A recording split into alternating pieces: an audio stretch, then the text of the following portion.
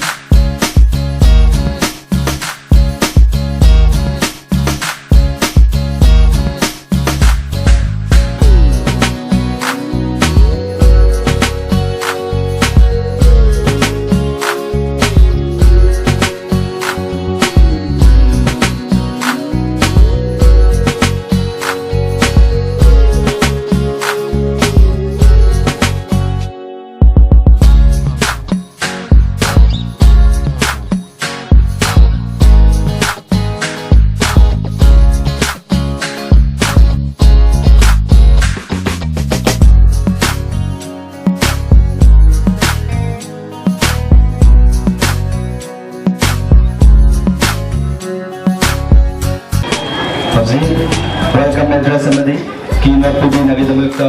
the highest thabang business na kokachari. Nasi September tang sakon senjumit achida NDDC na Manipuri se jawai tantha khoti ke tantha am chida chinja langta da pangtok chari ba first state level dance competition asik damda da ki common da lang election direba aina han mamukta da taram mamuk chari Masi MDD side lagi apa ni masi first state level dance competition senjari basi RM culture si apa ni yang lokat jawab pam jawab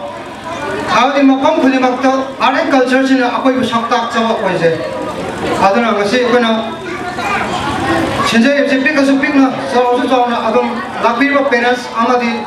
participate sing nasu sida asing ngal si kita apa ibu lakbir gani hai MDD side ni macam hajar masih hajar kan mata sida mungkin sini.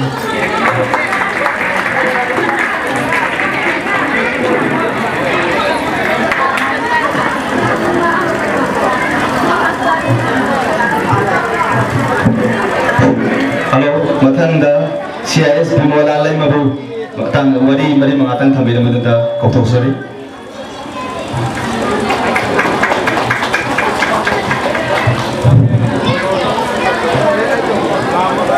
Kasi ay ko di tinbireba mapimapa way bireba kendra sige MLA di laktrabani na tinbireba fay ko na magta tol bayang nakuram dari na siya i-tagi at sigong matawang siya yam nungay ako'y ilam sila kalagi asumba yam na sotay kan badagi mga siya sigong magprograma si Poropan adubu ngasi matungda mana kudingmak tauruba kudingmakta miyamna madi adagi angang sigi saluba kudingmakta manggol miyamna pibiu miyamna waraba suwana matam krangai biduna isagel sikuppa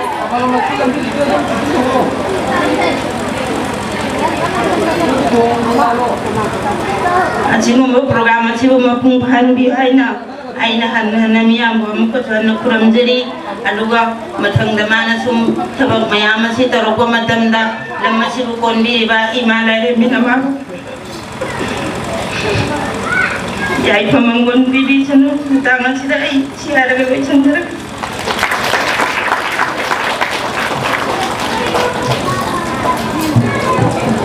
CS Bimolabu organization mengkaji wahi mari mengatang thamiram ta thagat sabuk pongtok sari mathang ke Opendro Singh na ngasigi function asiga mari leina na wahi mari mengatang thambina bagi damta stage da nang topik si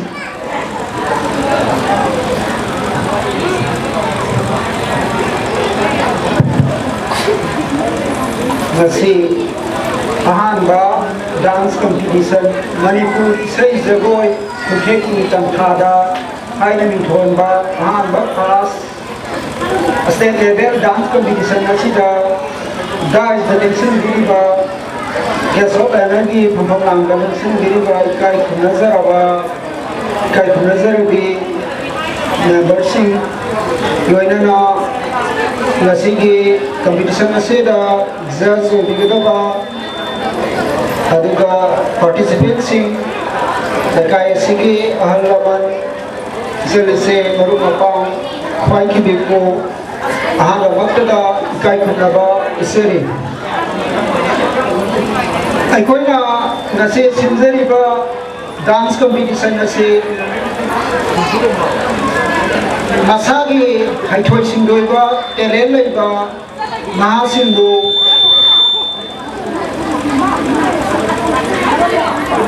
aikoina stage da puthokna khangan nabagi miyam da khangan ba ki tangza ma izagani masida makon matham karba aikoige competitors sing adu Manipur ki wang mada masidagi hena sawa India ki oiba talent competition mayam ama leiduga singduda saruk yaba namnaktuna art and culture na Manipur ko sabtai haibadu miyamda uthokpa ngamba boisnu haina isorgi mafamda haunizari loinana aigoina art and culture haibasi amna lui akoige haurakiba isa inausing na se modern dance tadi amna hawai yoba male aduga aikoigi hanadagi leiraklaba jagoi sing se khambadli bi jagoi aduga mai bi jagoi laima jagoi adage akoigi leiba kabui jagoi mau adu naga sigumba dancing asidasu hena puning changba hena khangna hona ba darkar hoy adu orgadi makoina modern da saragasu mayam du khanga khabani na makoi composite form ma laaga hena phajaba mawong ama oibang amgani haibasi ai gi thajabani adu da natna ai goi ge India gi leiriba classical dance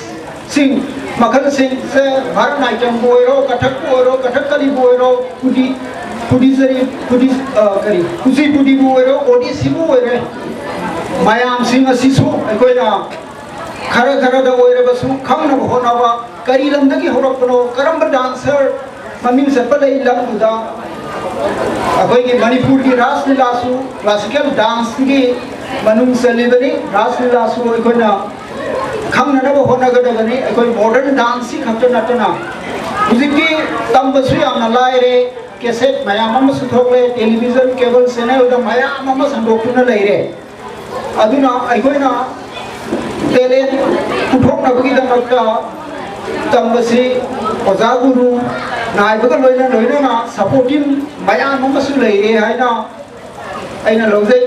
ngài bố na hay bây giờ mà tôi nghe honorable MLA là pi cái đó cái đi tôi gọi xin bấm lên cái kia là cái na mà ngài bố na hay bây giờ mà khát ăn khát cái ngang cái gì culture cái mặt ang da quang ang basi ang lui handat da yang na ikai khuna ni ngai oi raba ikai khuna raba Meghalaya amadi Manipur ki governor oi ramba P Samuganathan culture university sangha abadamana culture ki matang da Manipur masa singbu khang da badona culture ki maramda wahisa ma iraga thagat piraku maduda makok matang taba adu mahaka sa thaminasi aduga mana supige hairu bagi asoka wathok amalei aikoi na yamna mina mathakta hangkat wangang ba yadaba ikai thuningai oiraba hangadi his excellency hainara mani governor ji haidre adugumbatuda manipur gi maming leiraba saknai raba film maker aribam syam sharma aduga drama gi lamda experimental theater ki lamda chorus repertory tawriba hojik NSDB chairman su oiribra ai madu sabsana oiriba mali ratan khiamna aduga professor Nomai Kem Tobi kongna phamda logan mita nomai pandit ani ibdo makoina khabarda yana thina aso mi oiraga su lana hairu ragadi karem pathai naru ragadi yamna thina sai khrabani se ratan khiamna hairu wa haida sumaina hai mana sa thakina si hai dumai sa ma kopi thakina si hai dumai kopi karam ma pham pham kopi no kayam tang bazano maga kopi thakina raga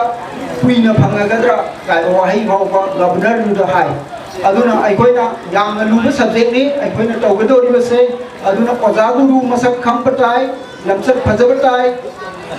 aduga isagi dedication amaga loina na hona ba kanna akoi sanction batai hojikti khottu hona ragadi sen se na buto ragadi lam khuding mak akoina khudong sawa mayam ama phange aduna akoina ngasi sinjari ba si asigumba khudong sawa sing ngasi phangakna bagi tungda khudong sawa phangakna bagi tanja ama pibani haina khanjaraga akoina elel leba singbu khanjabani ahanbani handakta horibase aduna sahi khudingi pangthokpa ngamnaba masibu hena chauna sinba ngamnaba miyamna sakhangba competition ama oinaba miyamni sahajog asirwad sangi aduna miyamna nungsibiu amasung sanbiu sahajog pibiu haiba single oinana tumkoina akoi competition asi sinba ngamjagi haina miyam dagi nizaraga tang asida intention jaga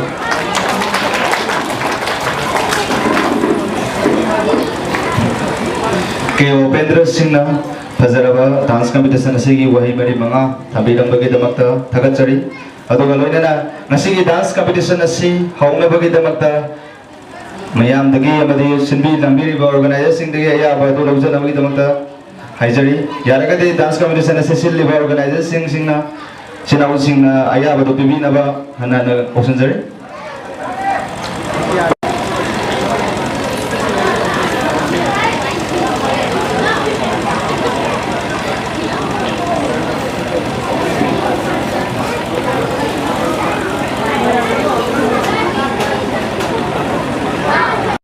nasi function nasi kita makta lupa nasi ngomong mateng pambirame aduna ke Upendra Singh tungginda napida afabata webiu haina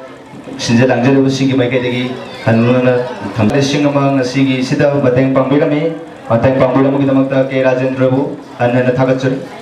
Bimola nasu lupa songa nasi gi function nasi mateng pambirame Bimola bu sinja langjare busingi mai kadegi hanana thagachuri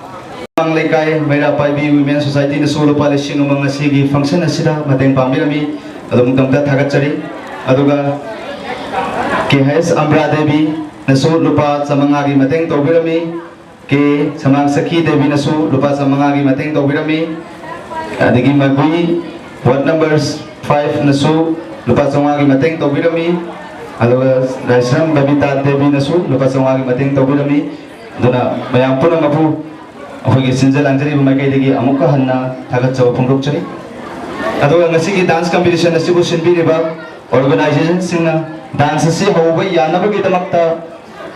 yare haibagu matang khangnabu gi damakta inform bi raknaba somda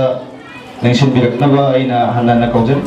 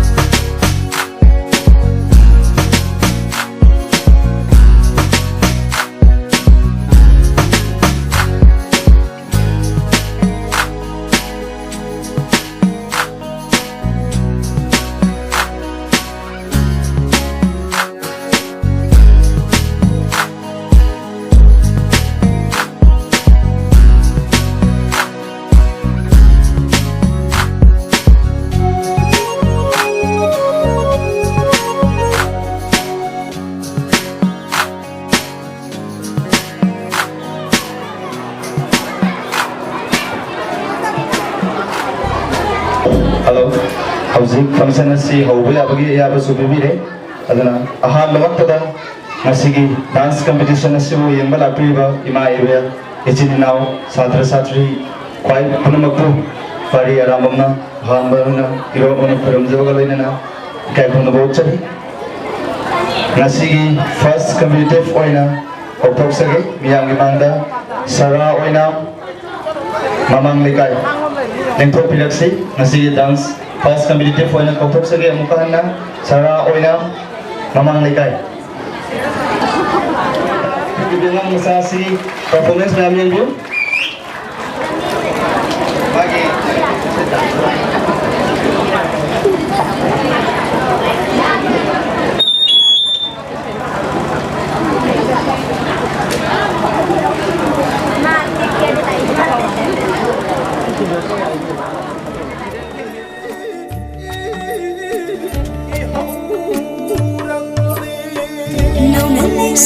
Tâm lắc bi ai se mình mau khali wa khal hak chak misina ai ge au ba ko ding ni phara phajai ye lu ko ding ni patta tachai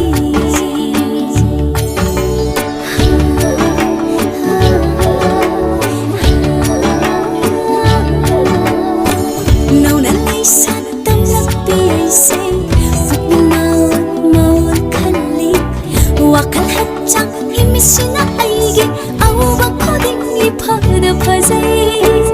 ye koding ni patta paksai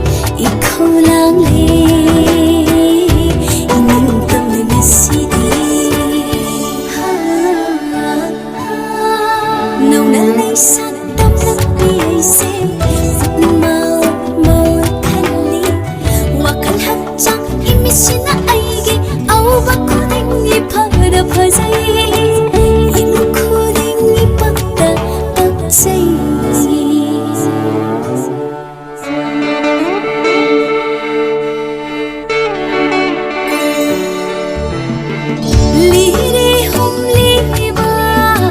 나미와 농신소 레이남 예리 레이라 산까지도나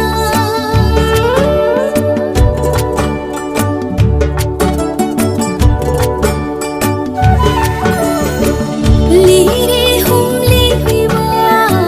나미와 농신소 레이남 예리 레이라 산까지도나 항라띠야 박레이 박레 타굽타굽 바이리바 섹시 항라띠야 박레이 박레 타굽타굽 바이리바 섹시 마tam기 콤셋니 마호샤기 쿠시니 이골루나 마토이까리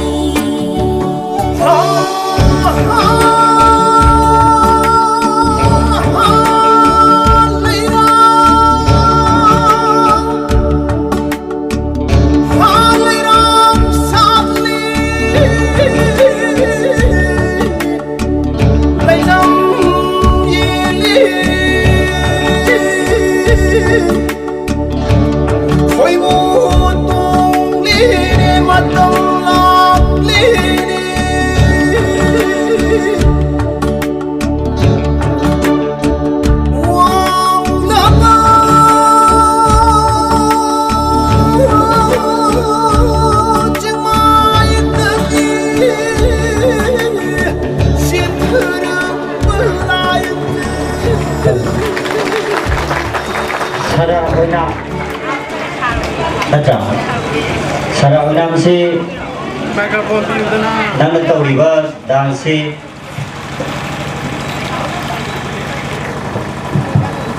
Kana ba team nawa? Sa iyang walaga nga injingan nga paraga halaga rasa punasa. Oo. Kare. Ado nang Sara Unam si tunggi po sila kari uyagin ang kabirigay. Temas etes. Oo. Uy ba kabiyo? Ya, tagat. Thank you. Tama.